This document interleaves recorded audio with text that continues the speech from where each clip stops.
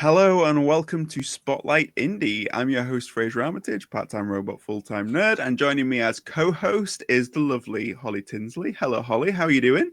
Hello, I'm doing very well. Thanks, Frasier. I am very relieved to see you back in the hot seat and to resume my mantle as co-host. Absolutely. It was nice to see you keeping things on track as hosts. You know, it's Did like I though? Did consistent. I? Yes, you did pretty good. Yeah, you did really good. Oh, For thank you. everybody who is wondering what Holly is talking about, last week, as part of our big indie weekend, we were joined by the Beardsmen of the Bookpocalypse, and we had a lovely chat. It was the second to last panel of the entire weekend. You can go and check it out in the previous videos if you didn't catch that. We have them back this week because one of the things that we want to do with them is roll for insight. So we are joined by Tom Bookbeard. Hey, Tom. I mean, it feels like it's only been a few minutes. I know. It's crazy. Time goes so quick. Yeah, this is what happens. You know, time is going by so fast these days. Yeah. This is the magic of the internet. And that very last panel on the Spotlight Indie weekend was just wild. Can you believe all that happened? I can't believe Could you believe they said what they said? Yeah, Outrageous. shocking revelations. Shocking. Have you recovered, DB? Not yet. No, I'll be honest. I'm still a shadow of a man, but Yeah, I'm doing my best. yeah. And how are you doing, David? I'm doing great. And I completely forgot that I wore this same shirt last time we were together on that Same. panel Yeah. 1 week ago, today or yesterday or tomorrow. Yeah, you get your laundry turned around super fast. I That's really all I'm do. going to I say. do. It's all me. So the Beardsmen are back because we want to mine their brains. This is the game where we let the dice decide our destinies, and we roll for insight. Because there's so many of us, it's different rules apply tonight. So what we're going to be doing is we're going to be rolling. We're going to be getting a question, and then we're going to be nominating someone to answer that question for us. So to give our first roll for round number one, David. Let's go to you. Will you roll your d20 for us? I will. Bonafide D20 here. Gold on red. As David is rolling, I just want to quickly jump in with a quick mention for our missing beardsman. Because we are Yes. down a beardsman this We week. are. Charlie Cavendish, we love and miss you, and we're sorry that you weren't able to be a part of this, but we will get you back on the channel soon. We can nominate Charlie to answer the questions. It's just we won't get the answers as part of the podcast. But Right. you know, he can be our scapegoat, right? If it's an Yes. answer, if it's too difficult. I rolled. I'm ready. What's your number? 18. 18. Okay. We'll edit this bit out. But Holly, which set of questions are we using? New ones or old ones? Well, Frasier, as you asked, without any prompting at all, we are using a brand new set of questions specifically curated for the Beardsmen this evening. For anyone who has joined us before for this game, it is a simple question and answer game where we roll a d20. Frasier has a list of questions numbered from 1 to 20 that range from the mildly ridiculous to the extremely ridiculous. And we're about to find out what 18 is. Oh, no. The number 18, David. If you were invited on a convention panel to talk as an expert in one book-related subject, what would it be? You can choose to answer it yourself or you can nominate another. So if you were invited on a convention panel to talk as an expert in one book-related subject, what would it be? World building, probably. And I only say that because, again, as I mentioned a week ago, today, tomorrow, or yesterday, I've been working on this duology for 10 years, and a good bit of it was unnecessary work. And in the book itself, that being V and V, as you see on my little header there, we explore a lot of different points of view because I love to see the world from a lot of different points of view. I like to see it from every different angle that I can imagine. So world building, and possibly how to not lose time doing it. Because or maybe I'd be better at teaching how to lose time doing it. I feel like I have more experience in that. What does everybody else? If you could all nominate David, like a topic for David on a panel, what would it be? So he'd nominate world building for himself, but like DB, if you had to pick something for David.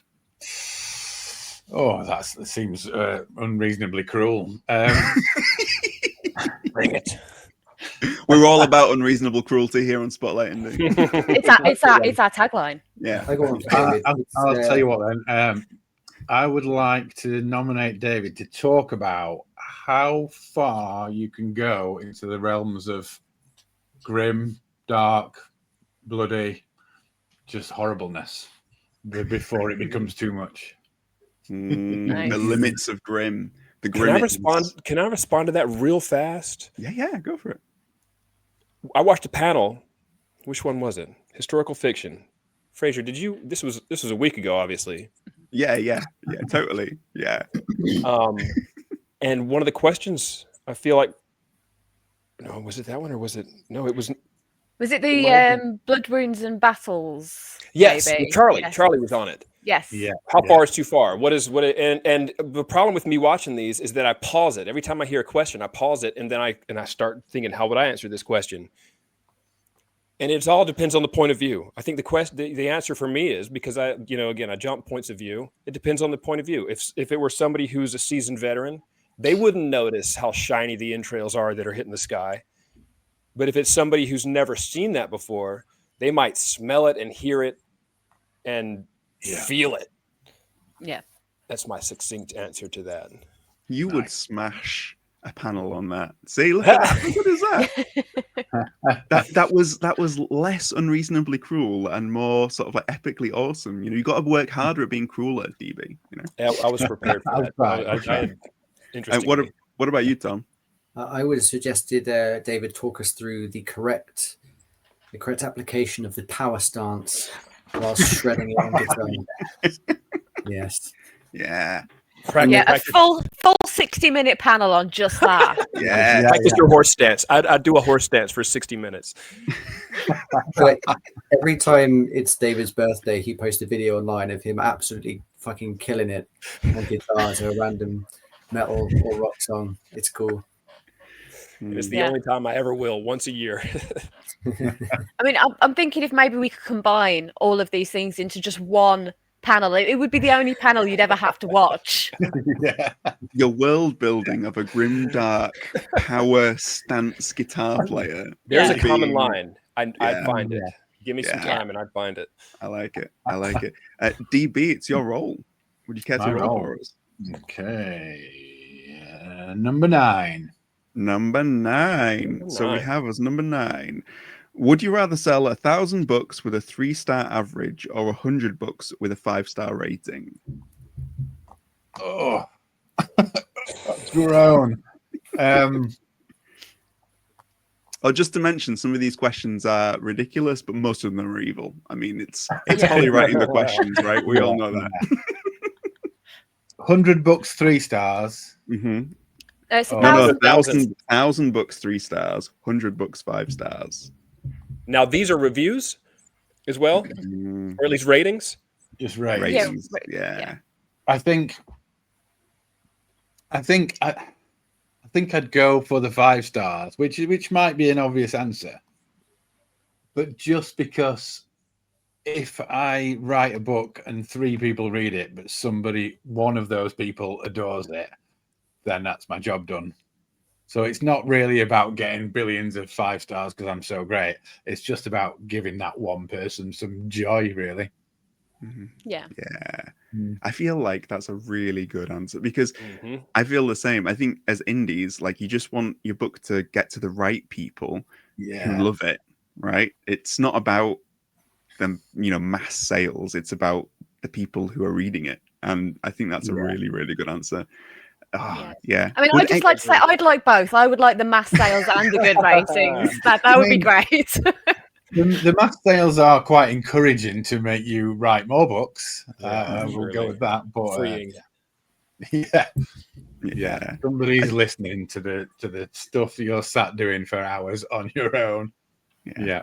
True. It's all about like how people react to it, innit? It's all about that, and it's all about why we're writing. You know, we're looking to find the people who are going to connect with the stories that we're making, which I think is all part of the gig. Is that was everybody in agreement with that? Everybody think that DB's answered well? That would be my answer as well. Yeah. I don't know if you guys will agree with this, but I think for me, anytime where I've maybe hit a bit of a stumbling block, or I've, had that bit of imposter syndrome creeping in, I don't turn to look at how many sales I've made in a month to encourage me to keep writing. I'll go and look at the reviews of people who have loved the book. That's what makes me want to pick up a pen and start writing again. Yep. Yeah, absolutely. Yeah. You have chosen wisely. No face melting here. No, and no copyright infringements at all. No, not at all. Tom, it's your role. Great. Do I have my dex bonus? Only if you could tell us an anecdote as to why you should have a dex bonus. I'm not a very dexterous person. I got a 2. A 2. That's a low roll. However, it's a good question. What would your book-related Halloween costume be? Ooh. Does it have to be my book or any book? Oh, it can be any book. I think any. You can nominate as well. Like if you give you time to think, it's all good. Could you just pick one though? That's tough. Yeah. Well, I'll go for a classic because I think I'd make a majestic version of this person. Is 10,000 Leagues Under the Sea. I'd be Captain Nemo. Whoa. Great Welcome choice. to the Nautilus. Fantastic. Great choice. That's great. No, What would everybody else pick? Because I'm trying to now picture you in this for an episode. So we've got Captain Nemo, right? I'd have a starfish with me as well and just nibble on it intermittently. Do you do that regularly though, Tom? That's not unusual. That's That's true. we all know about you as being the starfish nibbler. I'm banned from all the aquariums in the UK. How many starfish have you got in your beard right now for later? That's why it's so voluminous. Just shellfish. Full of them. Thus the smell. Go on, DB and David. What are your costumes going to be? DB, go first, please. You just pop into my life and make me choose things. Oh man, there's so many amazing. I mean, are we talking like if I was the best cosplay like builder as well? Are there any boundaries? There's no limits. No, you can have amazing every outfit. Yeah, everything is possible. I think I might have to go for a classic Space Marine then. Oh, cool. That's as good as I can do without spending 3 hours trying to think about it. Yeah, classic Space Marine on kind of some kind of stilts, power armor. Yeah, Nice. I like it. Just for a bit of a childhood kind of super dream. Yeah, love Which it. faction though? What's that? Yeah. Which faction? Yeah, like which chapter? See, my 40k days are kind of slightly in the past, and I'm not very clued up anymore. I have got a book within a meter that has got all the factions in it, but I'm a bit useless on them. Let's go. I mean, what's the one that in the first like 3 books, the one that doesn't exist anymore because it all went wrong? What are they? Is that the Lunar Wolves? Has anyone else? I'm just looking them up now because I can't remember what they're called. I can picture them in my head, and all I know is it's the ones with the massive shoulders. Big shoulders. That's all big shoulders. Yes. Yeah, it narrows it down. I've read the Caiaphas Cain books, but they don't really feature Space Marines. Oh yeah, I think it's the Lunar Wolves that disband as Lunar Wolves because, without spoiling anything, things get turned inside out a little bit, and they're no longer called Lunar Wolves. This is going to really upset people who know a lot about. I'm genuinely trying to Google as fast as I can. Henry Cavill's going to be pissed. Yeah. I've got a cupboard full of Warhammer upstairs, and I'm just door. thinking, this is shameful. This is shameful. It's like Dark Elder. I knew nothing about Space Marines. Sorry. David, what would you choose? Can we pick our own book? Not to be shameless, Yeah. but can we pick our own? Do it. Do it. Okay, and this is gonna be weird. I'd have to shave for it, but perfect cosplay. I don't have to shave. I can just put on enough cosmetics to where I don't have a beard.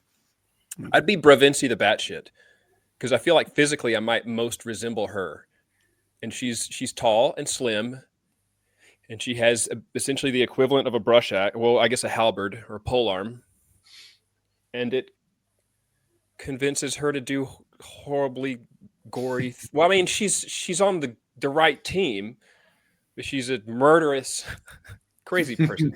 She's in a loving relationship with her weapon, and she's very graceful. She's like a cat, and this thing weighs more than she should be able to lift, but because she loves it, it gives her strength. It's blood iron, which is a kind of mystical sort of thing, and she can hop around and pretty much chop through whatever she wants to, and she does. Lithe and powerful. Lithe and powerful. That's exactly. I'm batshit crazy. Yeah. And the object of Krause's affection, Krause the carcass, we'll call him for the sake of this talk. It does really surprise me that none of you would go as Charlie Cavendish, but you know, it's, I mean, right, I think that's got to be the question now, hasn't it? What would Charlie Cavendish? well, we guys, can nominate one for Halloween. Charlie. Oh, I right? know what he. Well, it's not out of a book. Yeah. I was going to say a bush ranger. He's Yeah. that's a D&D character He'd be there with a lint roller because that's Yeah. with an iron lint roller in Yeah. the hand. Ed Kelly kind of armor plating. Yeah. We're gonna do combined roll. So this is everybody rolls. Highest roll is the next question. So if you got your dice after three, Can we give Charlie a roll as well? give Yeah. Charlie a I roll. think- Yeah, yes. Roll for Charlie. yeah, Yeah. yeah. And we can Three. answer for him. We know him well enough. 3, 2, 1, go. Charlie an gets 8. 7. Oh, I got a 6. And 10 for me. I got a 3 3. for me. 10 is the highest. So it's you, DB. So the You question. roll for Charlie. Charlie He got did. he got, what did he get? He got a less. 6, can't I remember think. what it was. Yeah. So question number 10. If you opened a bookshop, what would you call it?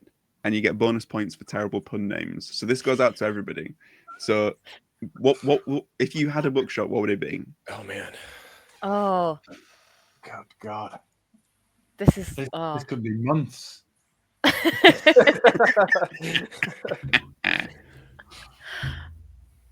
Fraser, you're going to have to nominate us. You're going to have to call us out, and we're going to Yeah. have to spit fire Oh words. yeah. So I'm gonna go. Well, let's start with Holly and give you guys time to think. So Holly, what would your bookshop be?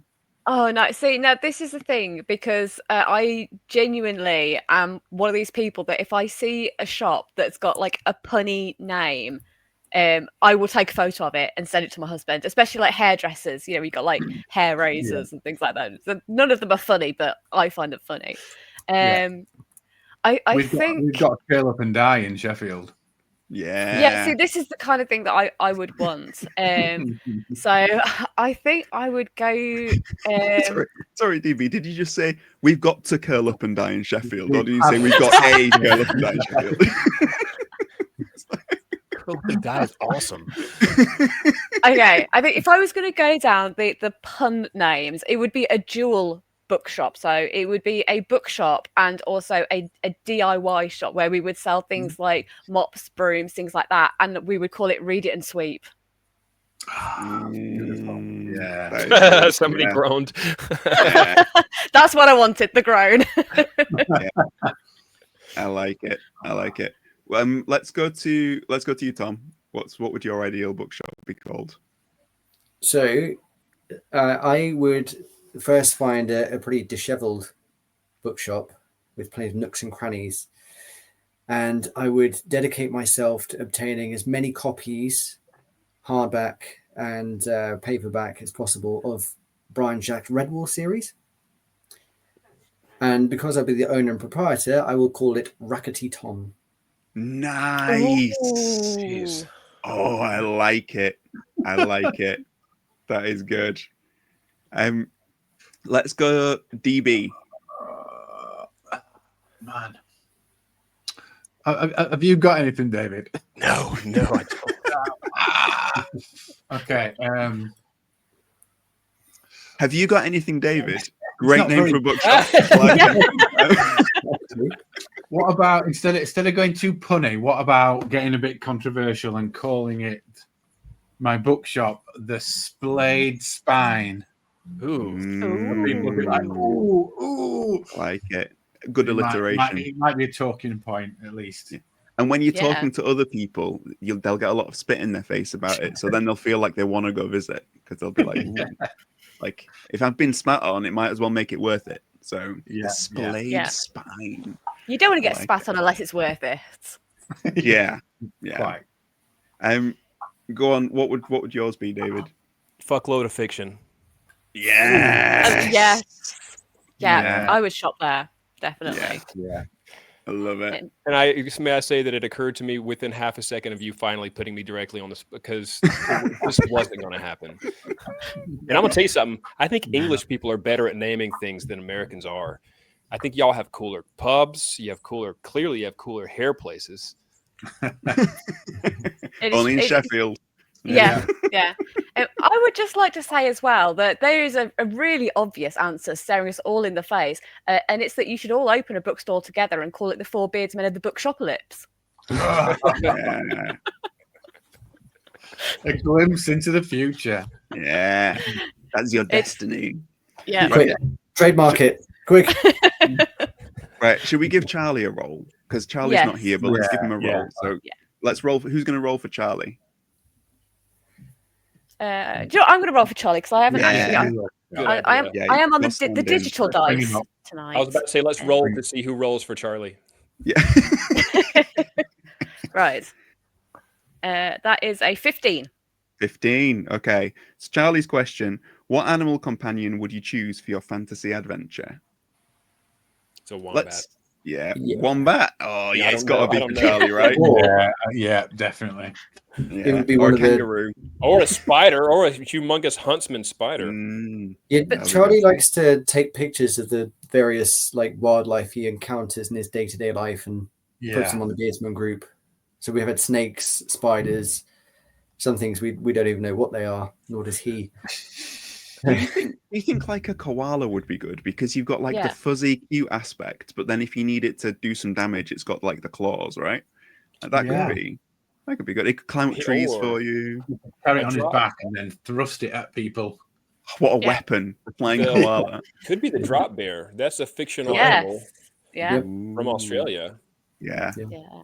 I mean, I think the big question is would the wombat have a beard? The wombat would it's be got Charlie's beard. That's why he's clean shaven. Yeah. It would be a clean-shaven, bald wombat. The Wombat Stole My Beard by Charlie Cavendish. I'm off to Google that next. I could not. A hairless wombat. So I think you all get points. 100% is the correct answer for Charlie. You know, definitely. Charlie wins. Yeah, Charlie wins. Good job, Charlie. Thank you for joining us, Beardsmen. If you want to find out more about the Beardsmen and who they are, you can go check out their podcast, The Four Beardsmen of the Bookpocalypse. It's awesome. And just give us a little bit of a rundown where people can find you, not just as Beardsmen, but as authors in your own right. So, David, where can people find you? DavidTList.com. It's one of those link trees. But it's got all kinds of links. It's got you can buy a book. You can find. Hopefully, I have a link to the Beardsmen on there. I'm sure I do, and then just other stuff. Amazing. DB, what about you? So I'm mostly on Blue Sky and Twitter, although I am on everything, but I don't keep track of it very well. And my website is dbrookbooks.com, where you can find all the same stuff, plus a series of interviews with different authors' characters called Ripped from the Page. Yes, very cool. It might be amusing. And all my books and everything else is on there. Amazing. And Tom? You can find me with The Secret Scribes, the author collective, on Fanfight Addict. I'm active on Instagram, Blue Sky, the shitty mess that is Twitter. I'm on Threads, but no one bothers with Threads. So, yeah. If you're on Threads, please stop bothering with it. What are you doing with your life? Just stop it. Holly, where can people find you? If people want to find me as an author, you can find me on Twitter, Blue Sky, Facebook. I am on Instagram, although I don't spend too much time on there. My books are all on Amazon, so that's The Vanguard Chronicles, We Men of Ash and Shadow, and The Hand That Casts the Bone. I also have a standalone book, The Hallows. You can also find me on Spotlight Indie. We are on YouTube, Facebook, Instagram, Blue Sky. And we also have a website, www.spotlightindie.co.uk.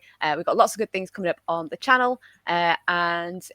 Looking very much forward to the next few months in the run-up to Christmas and Halloween, where there may be a few surprises in store. And if you missed Spotlight Indie's big weekend, go check out the playlist because we've got loads of great videos, including more from these guys from last week. So yeah, go check that out. Thank you so much for joining us, guys, and all of the best with your next guests and the podcast and everything. And until the next time, stay awesome. Bye. Thank you. Bye-bye.